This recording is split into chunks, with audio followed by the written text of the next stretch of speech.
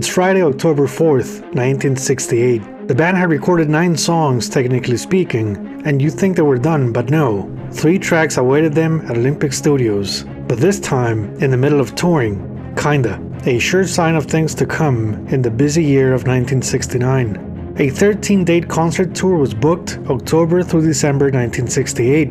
Note, there's still no bootleg audio recordings from this tour as of 2025. Some shows were previous Yardbirds commitments, and others were agreed upon to promote the new lineup's intensity and potential. Of course, the main goal here was to get them to the Marquee Club, where according to Jimmy Page, reputations were made or destroyed. Peter Grant battled to get key music business figures interested. It was a different story with the fans, who responded and bought a lot of tickets. Word of mouth on the new Yardbirds grew.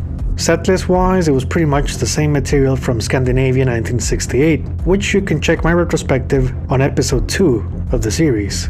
The band headed out to Newcastle to play their first UK show at quite the special venue, the Mayfair Ballroom on Newgate Street. The 1,500 ticket holder capacity venue opened its doors in 1961, with early attractions in the ways of Gene Vincent, the Moody Blues, and the Spencer Davis Group. British R&B swing band Junko Partners became venue regulars as of 1966. And yes, they shared the same love the New Yardbirds had for As Long As I Have You, going as far as recording a single for Columbia. The Mayfair Ballroom's calendar for 1968 had Chris Farlow, the Moody Blues, and P.P. Arnold in February, Alan Price and Junko Partners in April, Traffic on July 9th, Manfred Mann on August 16th, and a double dose of progressive rock, The Pink Floyd and The Nice, on September 26th, covering for Sly and the Family Stone, who couldn't make it. The New Yardbirds were next on October 4th. The original concert poster read "Back from another successful tour of USA," in reference to the Yardbirds' last USA tour, April through June 1968. This shows you how far in advance this concert was planned. Also on the bill was Terry Reid's Fantasia, but he pulled out in preparation for him joining the last portion of Cream's Goodbye US tour on October 27th, with Bang Bang Your Terry Reid scheduled for release just 3 days later, on the 30th. So the actual lineup for October 4th at Newcastle were local bands the aforementioned Junko Partners, Downtown Faction, and a group from Leeds, England, New York Public Library, promoting recent singles that included their own take on the Doors' Love Me 2 Times. Yes, the promotional material kept that Jimmy Page spelling P-A-I-G-E and the back at last from the USA phrase, despite this Yardbirds lineup still months away from actually going to America. Fun fact and sad fact, Led Zeppelin came back to this venue for one last show in March 1971. The Mayfair Ballroom was demolished in 1999 with a closing night attendance of 5,000 people. In came a retail and entertainment complex, The Gate, featuring a plaque as the place where Zeppelin made their UK debut. Now it was time for a quick stop in the middle of the tour. The New Yardbirds were back at Barnes, London for their final Olympic studio recording series. Tribute to Bert Burns, take 1. Can I tap the can? Will that be alright? 1, 2, 3, 1, 2. One of the group's personal favorite songs of mine, Jumble Jones on Hammond organ, provides a delicate backdrop for Page's tremolo effect guitars and John Bonham's heavy blues beat. Robert Plant sang a passionate R&B soul rendition that would make Janis Joplin proud, going for their formative year sounds. The song follows a simple structure of C, G, and F chords with an R&B twist of G sharp, or a flat chord, that creates a slight dissonance coming back to C major. Backing vocals keep up the vibes of Good Times, Bad Times, and Your Time Is Gonna Come, while Jimmy's solos ran through a Leslie speaker next to long fuzz notes in the style of You Shook Me.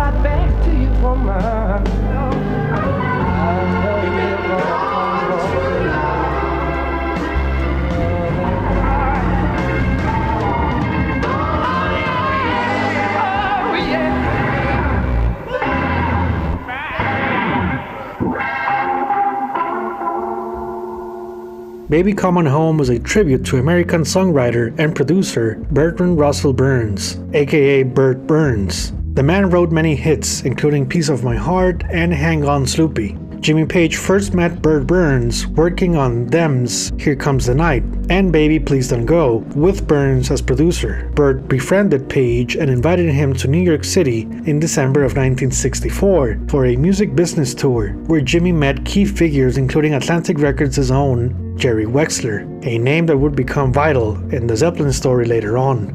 Burns' sudden death at age 38 due to heart failure was shocking for the industry, and for Page, the passing of a dear friend. Lyrics and music style for Led Zeppelin's song were based on Baby Come On Home, a 1965 Solomon Burke hit produced by Bert Burns. His life story was featured in the critically acclaimed 2016 documentary Bang, The Bert Burns Story. When you're baby, just to see her, just to hear her.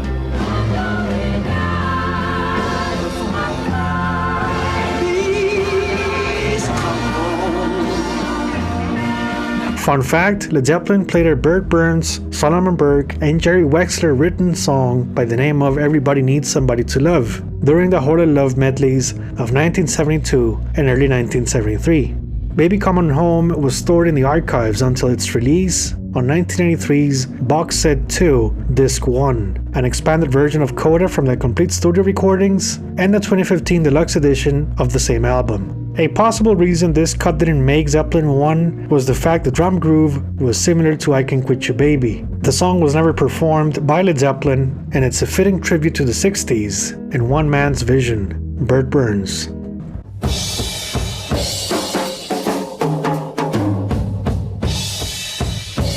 With a new Yardbirds working title of I Had Too Much Pudding for Tea, it was originally recorded in 1956 by Otis Rush. This Willie Dixon composition changed over the years, with Rush himself recording a second version for the 1966 Vanguard Chicago The Blues Today album. The song had a distinctive turnaround of a half-step or consecutive chord, A major and B flat. The Yardbirds' own New York City blues provided a good source of inspiration for Page as well. Not much to say here other than Led Zeppelin's version is quite the tribute and homage to the original, and Dixon was credited from the start, as you can tell by this first pressing of Led Zeppelin 1. Now, a 1977 Guitar Player magazine had Page admitting to some note mistakes on the track, which can be spotted after repeated listens.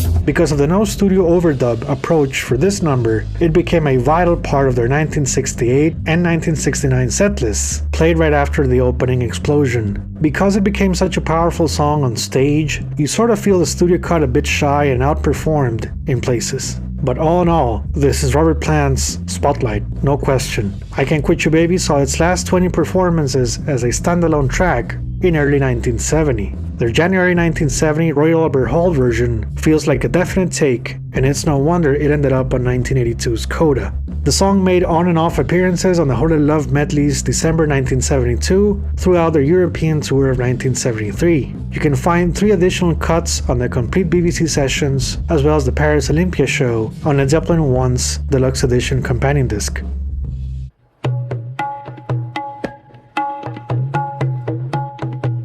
Inspiration for this instrumental can be traced back to the Irish folk song She Moved Through the Fair, popularized by David Graham around 1963. Graham used Dagdat tuning. From a standard tuning perspective, it requires you to drop the 6th string to D, 2nd string to A, and the 1st string to D.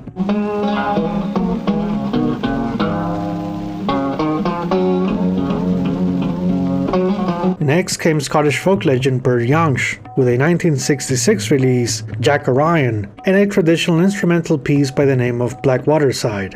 One morning fair, I took the black Jimmy Page's first open tuning that gag guitar explorations were recorded as White Summer for the Yardbirds' Little Games. Page's experiment included a twist. He was accompanied by Australian jazz drummer and percussionist Chris Caron, as well as an uncredited oboe player.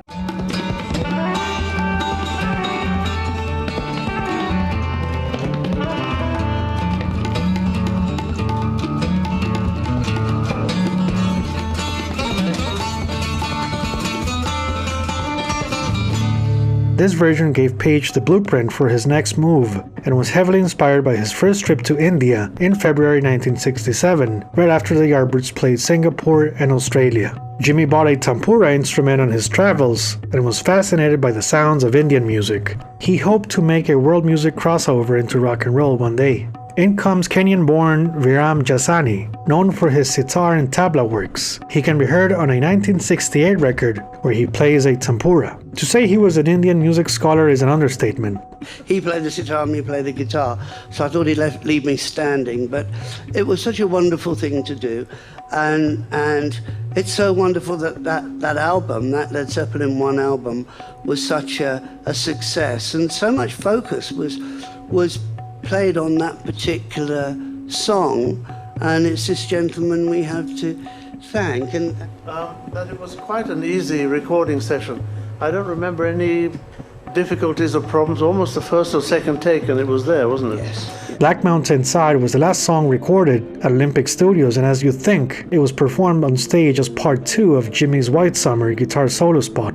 With over 100 performances in Zeppelin record books, this standalone piece was a frequent number in 1968 and 1969, with a final season 1970, including the famous Julie Felix show. It made a surprising comeback in 1977, up to their last ever show in 1980, where Jimmy played Black Mountain Side as preparation and cue for Kashmir, as both songs used the same that gag tuning. It remains one of the most fresh sounding and fascinating tunes from the Led Zeppelin catalog, laying the foundations for latter third album Acoustic Ventures, Four Sticks, and of course Kashmir. The track confirms the skills of Jimmy Page, the mighty rearranger. He took Davy Graham and Burt Youngster's arrangement of a traditional song into Indian fusion territories to carry his own vision. I personally recommend the Led Zeppelin tribute by Crimson Days here on YouTube. It's one of the best performances of this song I've ever heard outside of Jimmy Page himself. You can find the link in the description below. Friday, October 18th, 1968. It was the same week Jimi Hendrix released Electric Ladyland, and the same day Cream played their first of 2 nights at the Forum with special guest Deep Purple. For the New Yardbirds, it was their second UK tour show, this time at the prestigious Marquee Club London, just a few blocks from their first ever rehearsal on Gerrard Street.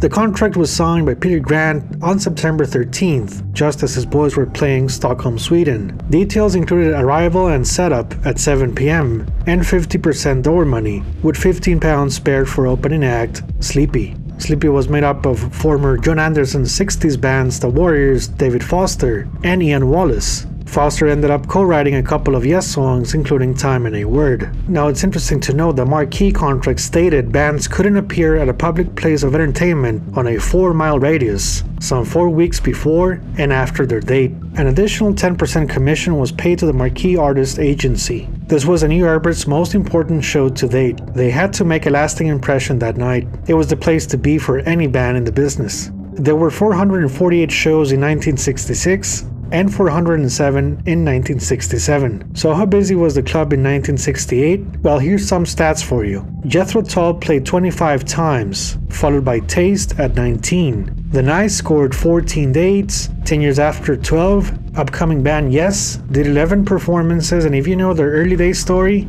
John Anderson pretty much lived there. So that's no surprise, and no disgrace, but total mass retained. The October 1968 program had many familiar names on the bill, with several dates by Fairport Convention. The Yardbirds gig included the line of the British debut, causing slight confusion for previous fans who knew the Yardbirds from way before. But this didn't affect ticket sales. It was a sold-out show.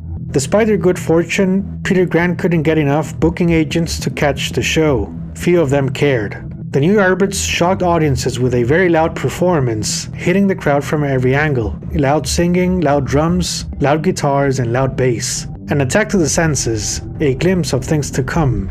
Word on the street was they already recorded an album at Olympic Studios. Speaking of which, the Marquee Club Day was important as it was the venue where Page met British designer George Hardy.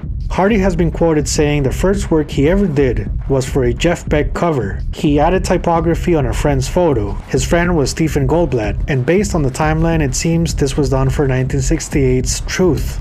Jimmy Page showed him the famous 1937 photograph of the burning Hindenburg. I recommend you watch my Making of the New Yardbirds episode where I explain the history behind the Zeppelin company's dealings and the origin of the aircraft. Jimmy Page going for the Hindenburg's burning disaster as visuals for their debut album was strange, and if you were living in Europe in the late 60s, a thought-provoking image to say the least.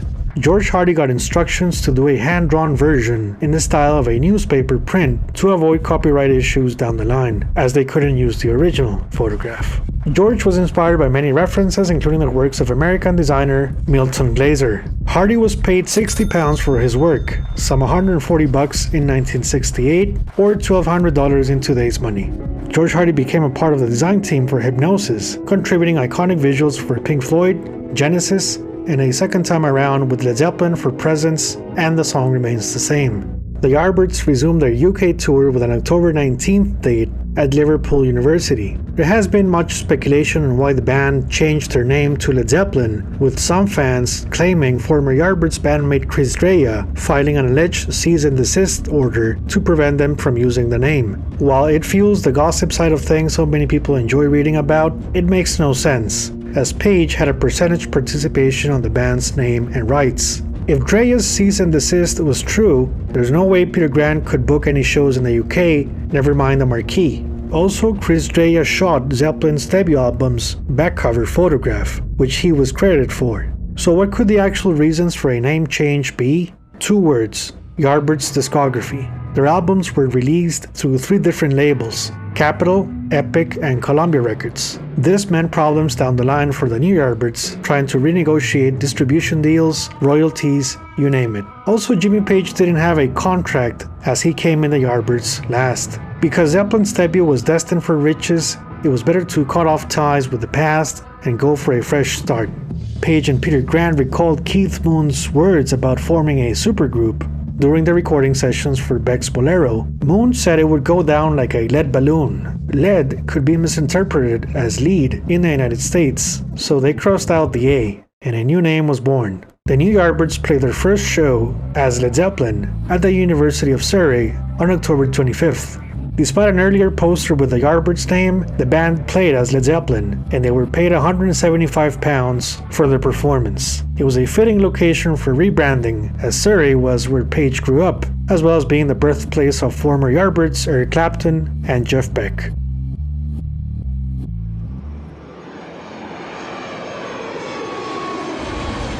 Both controversial businessman Alan Klein and record label executive Clive Davis were trying to reach Jimmy Page, with Davis thinking Page wanted to be on the same Epic label that released the Yardbirds' Little Games. Jimmy was a free agent, the world was his, and everything in it. Page and Grant got on a plane to America in late October, just as the Jeff Beck group was in their last portion of their US tour. Their plan was simple: to shop around Led Zeppelin's master tapes and find the highest bidder. They avoided British record companies, out of them not really understanding the United States FM radio feature, and some English executives laughing in Peter Grant's face while offering pity money. Out of hype surrounding the New Yardbirds, a company was created, Super Hype Tapes Limited, with Jimmy Page as the main shareholder and Peter Grant aiming at executive producer credits. This meant no band member would sign a record deal, but a business. It was a brilliant move, and you wish Jimi Hendrix would have done the same thing. Page and Grant went about playing label executives off like rivals, enticing them with the music, and then say, "Show me the money!" They first went to Mo Austin of Warner Records and Reprise, but Jimmy really wanted to see Atlantic Records' Jerry Wexler. Remember him? Atlantic Records was a well-respected label known for quality and their catalog diversity. Atlantic loved Led Zeppelin's material. Jerry Wexler got Page and Grant down to Miami to relax on his luxury boat and talk business. Mind you, Wexler had never heard the names Robert Plant nor John Bonham. Jimmy's reputation had great power by now. They were interested in whatever Jimmy was doing, and they knew this album was going to be a hit. Now, Wexler was also tipped off on Page's new group by Dusty Springfield, who mentioned one of her music arrangers, John Paul Jones, was joining forces with Jimmy. A deal was cooking. Super Hype Limited and Atlantic Records were almost shaking hands. Almost. Page and Grant went back to England. Times were changing. Richard Nixon won the 1968 election on November 5th, while Vietnam's flames kept burning all along the Watchtower.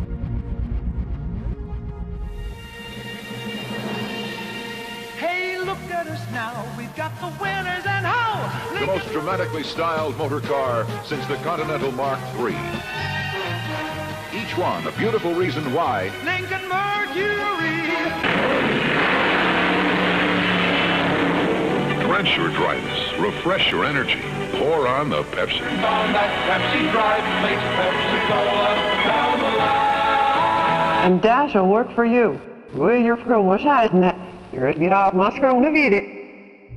The Zeppelin's UK tour continued with a November 9th show at London's Roundhouse. Built in 1846, it was used for railroad and warehouse purposes until 1964, when it was turned into a cultural event site, including music. By 1967, some 91 shows had been played there, including the famous Carnival of Light rave, where Paul McCartney premiered, a groundbreaking avant-garde piece that remains unreleased to the public. 1968 alone had names like The Move, Family and Arthur Brown in January, The Byrds in May, Deep Purple in July, Jefferson Airplane, The Doors, Terry Reid, David Bowie and the Small Faces in September, and The Who, Pink Floyd and Fleetwood Mac in October. It was a flashback moment for Robert Plant and John Bonham, who played the Roundhouse in January 1968. Who would have guessed they would be on their way to the top, never mind getting paid on time. Sharing the bill with blues legend John Lee Hooker was an event itself. The Zeppelin started playing Hooker's Boogie Chillin' in late 1969.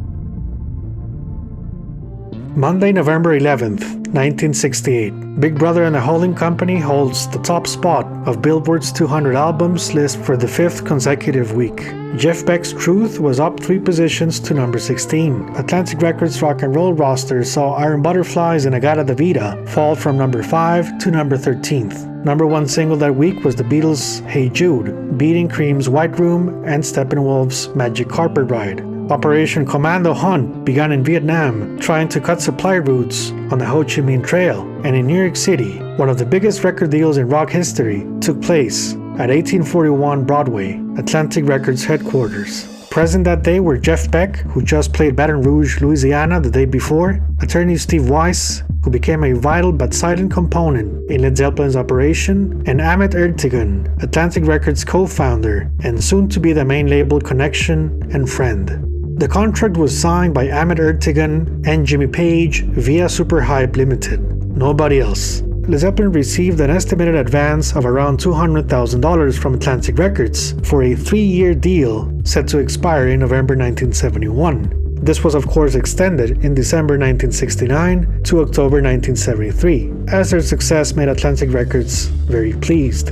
In terms of payment, they didn't receive the entire amount up front, but in 3 installments. Approximately $100,000 upon signing the contract and 2 payments of about $50,000 in 1969 and 1970. After all, it was a record label, and they had to protect their interest. Still, it was a massive amount of money for a rock band at the time, something even the Beatles hadn't secured right from the start. In a year marked by widespread violence and riots around the world, Led Zeppelin managed to break free from the historic label impositions and bad deals that plagued many rock and roll bands. In a way, they beat the system. They were dealing with the man, but the music was on their terms. From the start, they had leverage and broke the mold. Jimmy Page was set as the leader of Led Zeppelin. In the case of Plant, Jones or Bonham being replaced or leaving the band, they had no rights to perform as Led Zeppelin. Led Zeppelin could only be with Jimmy Page in it.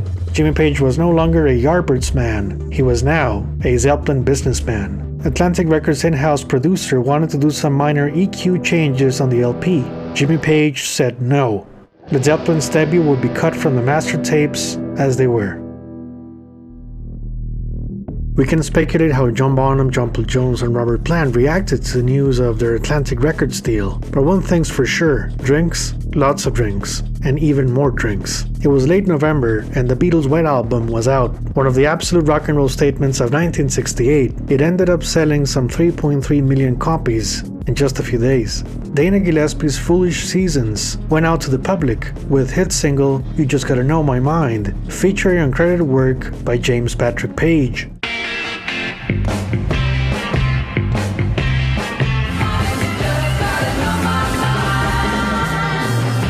The band's UK tour continued with an average concert fee of £125, but they knew going to America would happen any minute now. November 23rd saw them play Sheffield University, followed by a December 10th return to the Marquee Club London, with greater confidence and a rock performance to end all rock performances. They hold an interesting record there, playing the same venue with two different band names in less than 2 months. Opening band on the 10th was Bakerloo Blues Line, including 6-string master Clem Clemson on guitar, whose career would shine brighter playing with Coliseum, as well as replacing Peter Frampton and Humble Pie in early 1972.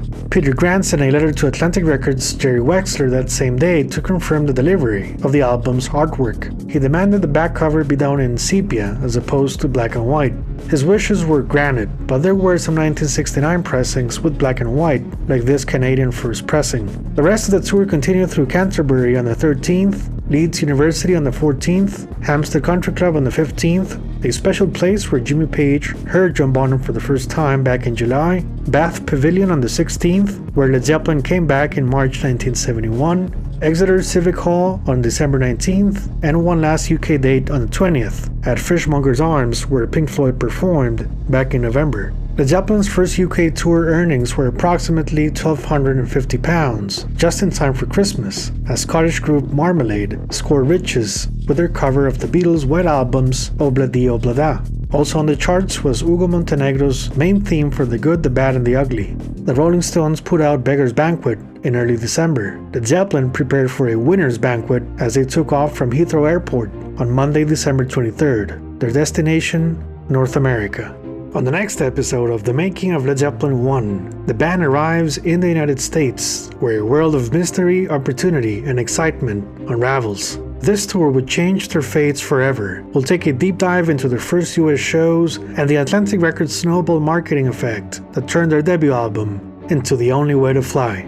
If you've enjoyed this series so far, I invite you to join my Patreon community to support these ongoing rock and roll adventures. Your generosity helps keep these stories alive, and you will become one of the executive producers for the channel. Stay tuned for the next episode, and thank you very much for watching. Bye bye.